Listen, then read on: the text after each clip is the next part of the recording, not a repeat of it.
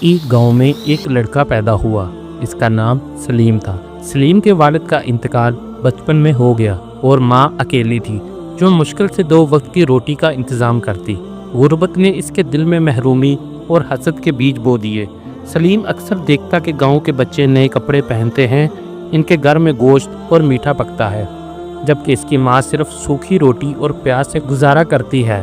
یہ کمی آہستہ آہستہ اس کے دل میں سختی پیدا کرنے لگی۔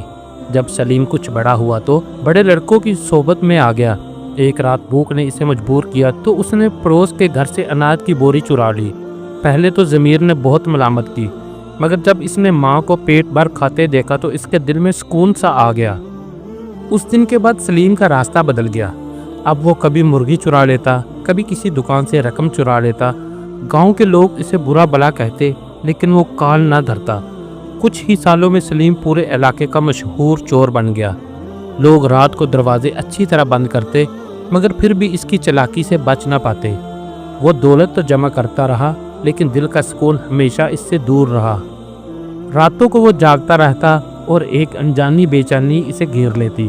ایک رات سلیم نے سوچا کہ آج بڑے رئیس کے گھر ڈاکہ ڈالوں گا۔ اس رئیس کے پاس خزانہ تھا جو گاؤں میں مشہور تھا۔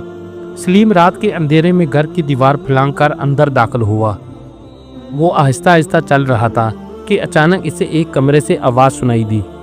اندر جھانکا تو رئیس گھر میں سو رہا تھا، مگر کمرے کے ایک کونے میں ایک بزرگ شخص نماز میں کھڑا تھا۔ اس کی آنکھوں سے آنسو بہہ رہے تھے۔ وہ بار بار کہہ رہا تھا، یا اللہ، اس گناہ گار بستی پر رحم فرما، ان کے دلوں کو ہدایت دے۔ سلیم نے یہ منظر دیکھا تو اس کا دل کانپ اٹھا۔ وہ سوچنے لگا، یہ شخص رات کے اس پہر اللہ کے سامنے کھڑا ہے، اپنے لیے کچھ نہیں مانگ رہا بلکہ دوسروں کے لیے رو رہا ہے، اور میں یہاں چوری کے لیے آیا ہوں۔